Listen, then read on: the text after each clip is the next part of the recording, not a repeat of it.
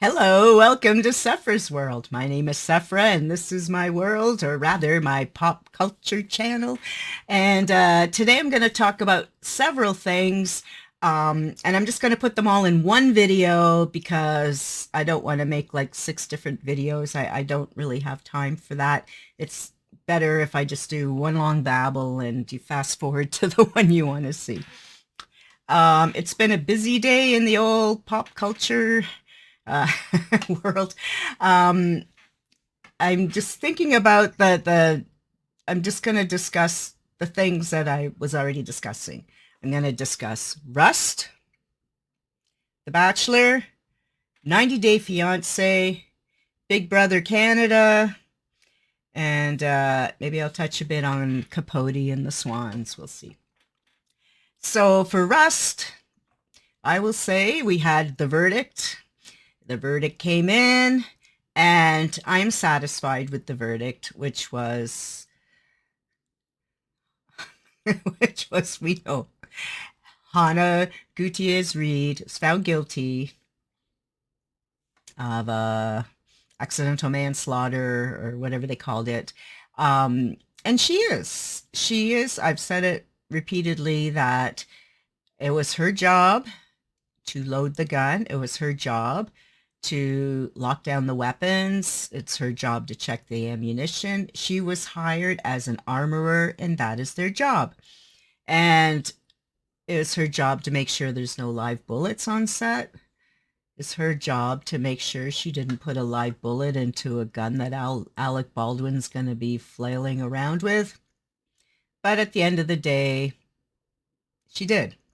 And let me tell you, that court case, I watched most of it. You know, some of it I'd fast forward through on YouTube or I'd watch other people do, but I tried to watch a lot of it live. But you know, obviously, this time around, when the Johnny Depp and Amber Heard trial was on, I had COVID for 3 weeks, so it was great timing because I was just lying on the couch in a coma anyways. So I saw the entire trial as it happened. So I couldn't do anything else with my life. But with this, I had a life while this was going on. So, but at any rate, I'm very satisfied with her verdict.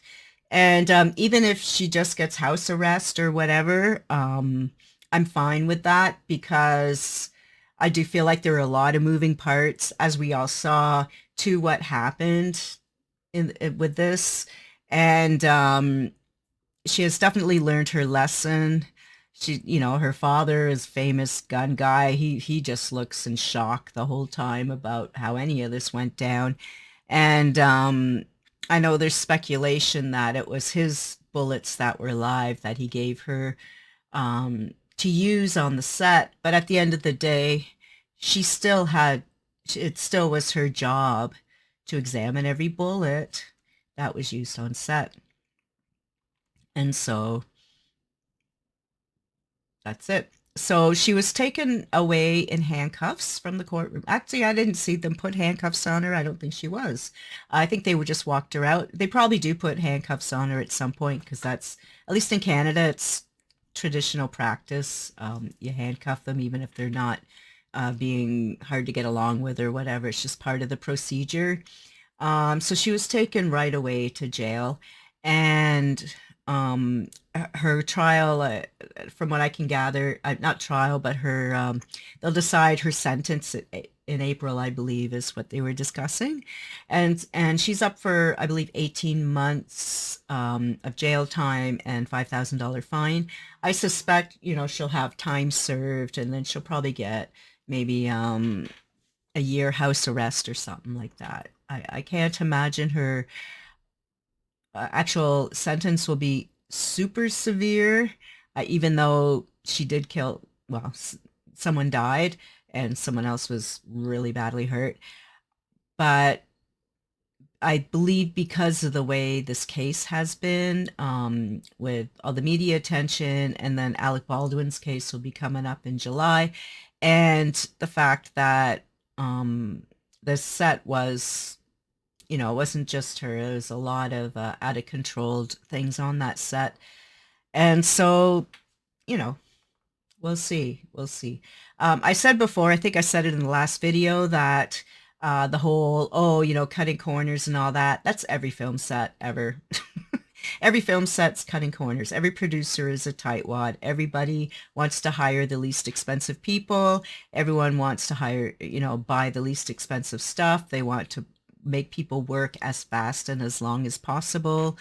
They want to have the cheapest hotels and so on. So I don't find any of that out of line or out of order when they were talking about it in the courtroom. I know you see online on YouTube and Twitter and so on, or X, all that people talk about, that was part of the problem, but it's not.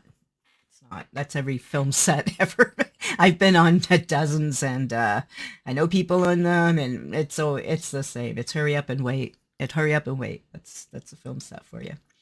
Okay, so that's Rust. The Bachelor. So The Bachelor, I watched like a rerun of it because I didn't get to see it live. But The Bachelor's down to 3 women now, I believe. And he sent Maria home this week. I I'm on the fence about whether he made a mistake about that because I really loved Maria, as do a lot of people. I'm not quite sure he can handle someone like Maria. She's far too interesting and exciting and beautiful for him. Um, he seems like rather laid back, and he seems like a quiet kind of guy who probably a loud wife like that. He probably, I don't know. I know a lot of marriages that are like that, but I just feel like they weren't the best fit because he's boring. He is. He's so boring. And then I guess, because I don't watch it like super intense like I do other shows. So I think though, I think he said something like he wants to wait a few years to have children and he wants a long engagement and all this kind of stuff, which probably would have been fine with Maria, but she, yeah, she's gone. He cut her loose, and I'm not positive why.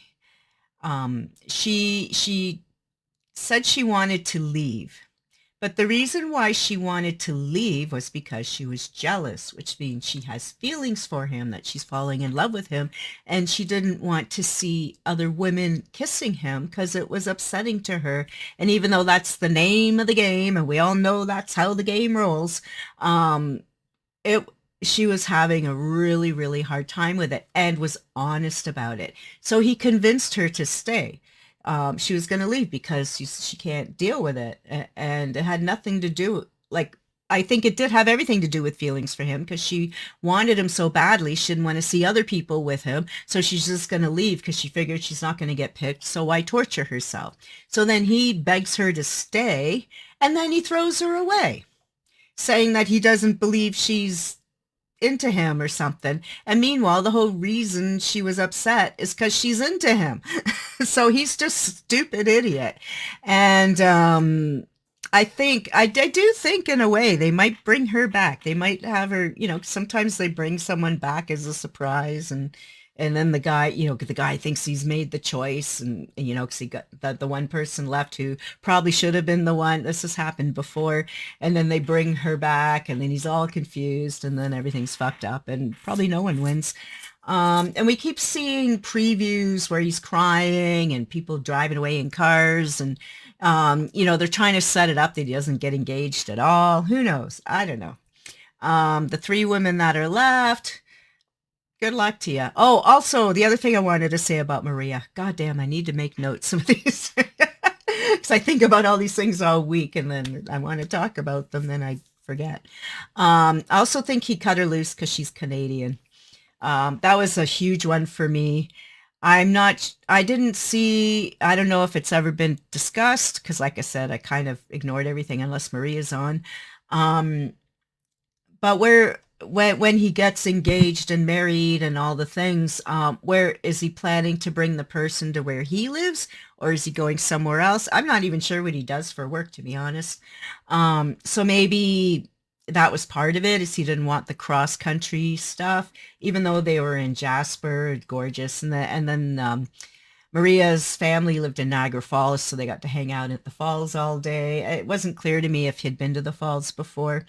Certainly I live an hour away from Niagara Falls. It's like old hat to me, but then it's always fun for me to see people get so excited and, oh my God, it's Niagara Falls, one of the wonders of the world. And I've never taken it for granted, but in a way I sometimes do. Because I try to get to the falls at least once a year. But anyways, so I suspect the whole Canadian cross-border thing might have been part of the problem. I don't know. So anything's possible. Anyway, so he has three people left. I forget their names. Rachel, Daisy, and whoever that other one is. I know a lot of people think he'll probably end up with Daisy, and it's possible. I believe she's the deaf one. She has the cochlear implant thing. So she's not deaf, but she hears vibrations, and it's really cool. I was reading that she's a big Trumper. I don't know if he is, but I was reading that online. So good luck to him if he's not a Trumper.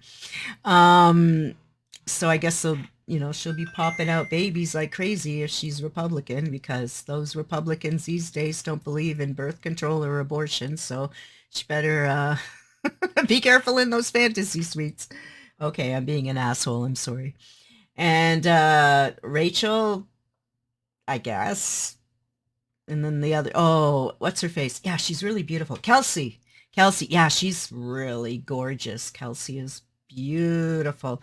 But I don't really see him with any of those three except maybe possibly Daisy. But again, I don't feel the sparks with any of them. And I know with Maria, it was probably more of a lust, and they're probably not terribly compatible in real life because I don't know what their real life is. But I wouldn't be surprised if he doesn't have anyone or doesn't pick anyone or they run away or whatever, because none of them seem good enough to me. That's my Bachelor point of view. This week is the fantasy suites. I remember last year when the guy made the big announcement he wasn't going to sleep with anyone in the fantasy suites because then he won't get confused. So he tells us to the first one and doesn't sleep with her. Then he goes and sleeps with the next two. And everybody finds out. So the first one leaves. And yeah, that was a mess. Like, just shut up. Don't make any announcements. We all learned that year. So yeah. And yeah, Maria, it's probably just as well he sent Maria home for the fantasy suites because she would have lost her mind with that too. As would I, as would any actual normal human being with emotions who actually cares about someone. You don't want to be seeing people dating. But like I said in the other video, at least on The Bachelor, you see who they're dating as opposed to in real life when you have no idea if they're dating 18 other people beside you and sleeping with other people beside you. At least you know. At least it's there on TV. So there's no confusion. That's my jaded view of the world. All right, next we come up to 90 Day Fiancé. Woo! Can we be done with Jasmine and Gino, please? Like, I'm so tired of their bullshit. I'm tired of seeing her appearance change every 5 seconds. Every time we see her, she looks different because she's spending millions of dollars on all these ugly surgeries. She was so beautiful. Now she's just hideous. She has huge problems. I feel like a lot of it is acting. She's playing it up for the cameras, but she is a mean bitch. I hate her. I really do. And from what I hear through the rumor mill, I don't know if it's true or not, but she's already left Gino and is living with a cousin in New York City. So she was just the green card baby too, like so many of them. She did all that shit and Gino put up with all that shit and she just used him at the end of the day. Then we have the Michael-Angela crap happening.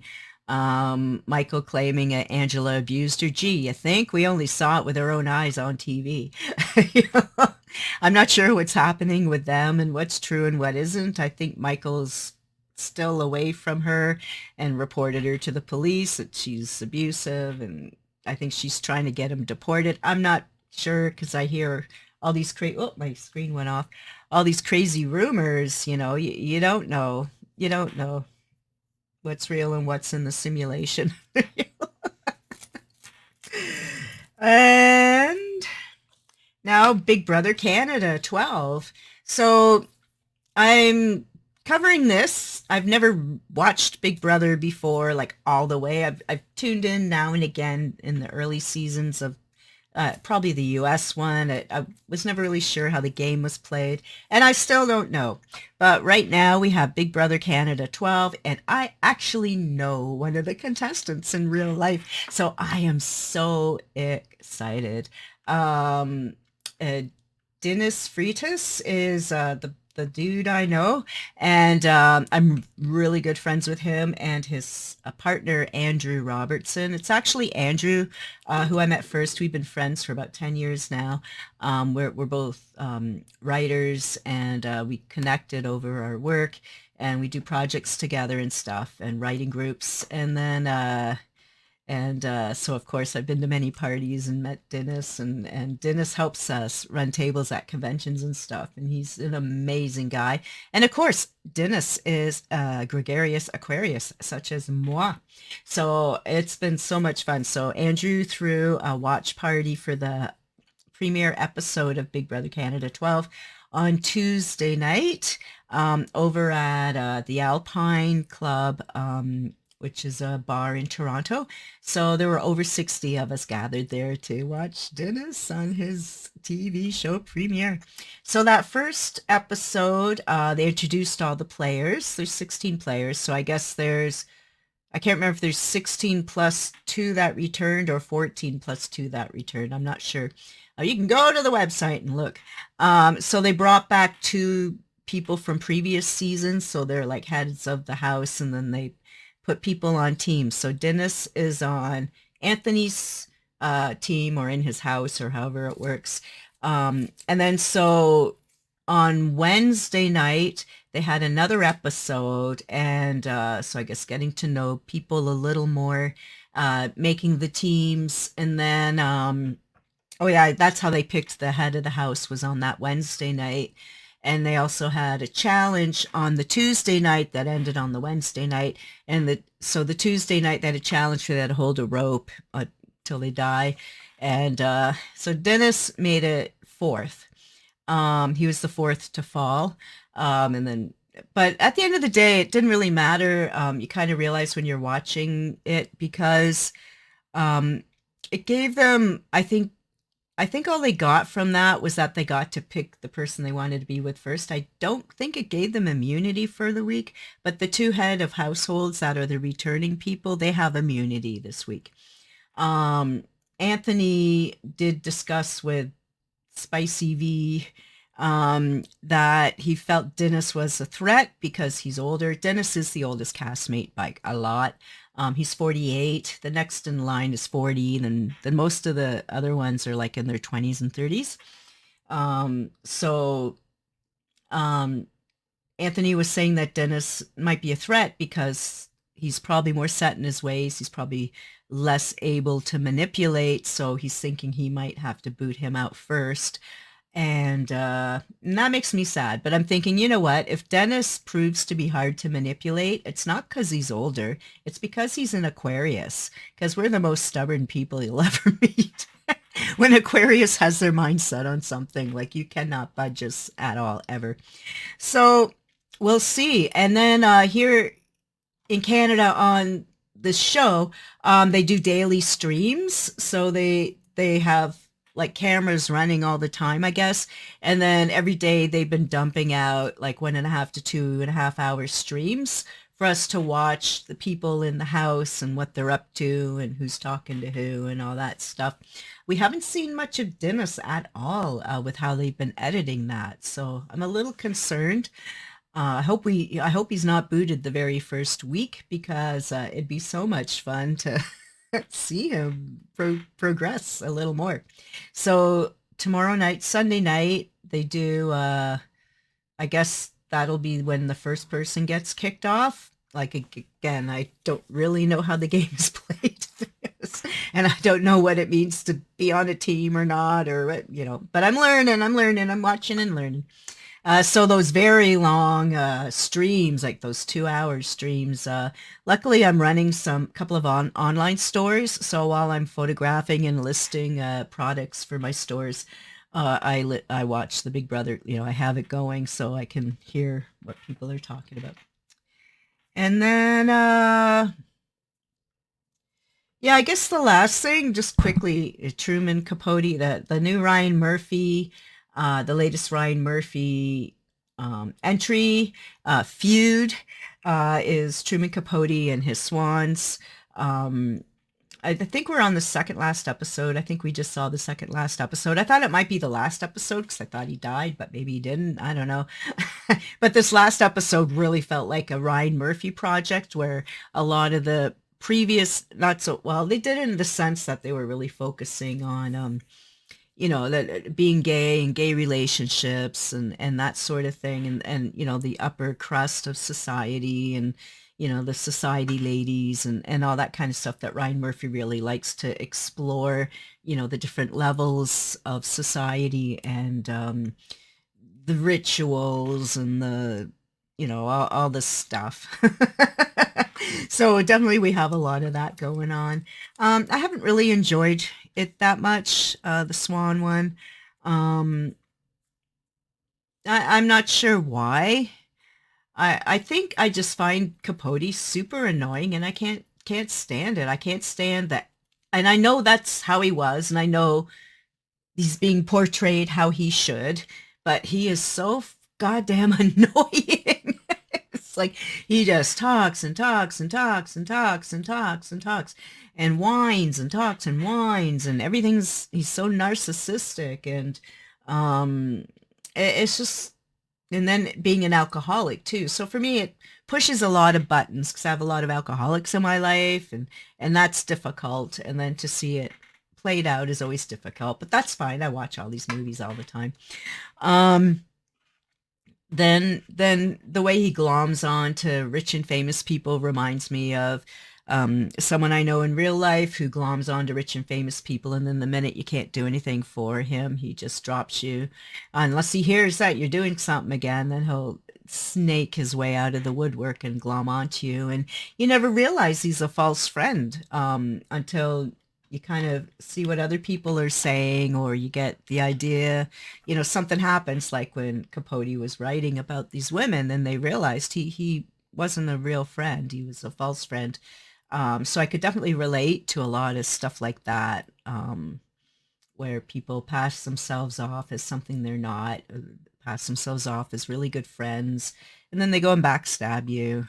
And that's always sad and depressing, especially when you hear that they're ill or something, and you want to reach out to them, but then you remember that no, they're terrible people, and it doesn't matter if I reach out to them because they have all their latest people they're glomming onto will reach out to them. So what's the point? My words mean nothing. So I'm just bitter watching this show. It's reminding me of everything in life I hate, which I guess is part of the point of art. Art is supposed to make us examine our emotions and our feelings and our relationships as we escape into fantasy, but sometimes that fantasy is our actual reality. So anyways, yeah, so I think everyone's doing an amazing job. I think the thing I hate the most about Capote, and it's the only thing I actually hate. I don't hate the show at all. It's annoying and triggering me in so many ways. But I hate the wigs. I can't stand the wigs. I can't stand these hairdos. I don't know who their hair person is, but just stop. I'm old. I was alive in the time when people wore the big hair, the beehives and all that. This is not that. These hairdos that they're doing on these women, uh, they're terrible. You can tell they're wigs. You can see where the wig thing happens. That they're way too big for their frames and their faces, especially the one dying of cancer, and her face is really tiny. She has this crazy wig. It's like, oh, it's supposed to be, oh, Sephera, you're being an asshole because you're criticizing the wigs, and that's how it was then. It's like, I'm telling you, no, it was not. when people wore their big hair, it was their big hair. It wasn't like some wig you can see plastered on that doesn't even look like it belongs to them. It looks like a cat came and sat on their head and is gonna go running off any minute. So that's my only real complaint about the show, is the horrible hairstyles. And you know, we all love Ryan Murphy for all his fashion and crazy hair and crazy photography and all that, but the crazy hair is not doing it for me. Chloe Savigny, I can never say her name, and I love her so much, and I can never say her name. Her wig doesn't bother me as much as everyone else's. I guess because it's pretty close to what her real hair is, maybe. I don't know. But the big beehive wigs, that just make it stop. Make it stop. Just wear a hat. I don't know. There's lots of cool hats from that era. Oh, that's right. They don't wear hats anymore. They had a whole episode how no one wears hats anymore. Okay. But you can't put a hat on that giant beehive anyways. So that's why there's no hats anymore. They don't fit. Anyways, that's my prattling for this week's Sephera's World Pop Culture, blah, blah, blah. One day I'll be able to hire an editor and they can pop in all the pictures of all the things I'm prattling on about. Or, hey, you want to be my editor for free? Give me a shout. Yeah, so anyways, thank you so much for watching my Sephera's Pop Culture World, and don't forget to like, share, and subscribe, and you can see I'm trying to get these done more often, even if I did a whole pile of things in one video. Have a fantastic week, and let's see what happens next. Bye.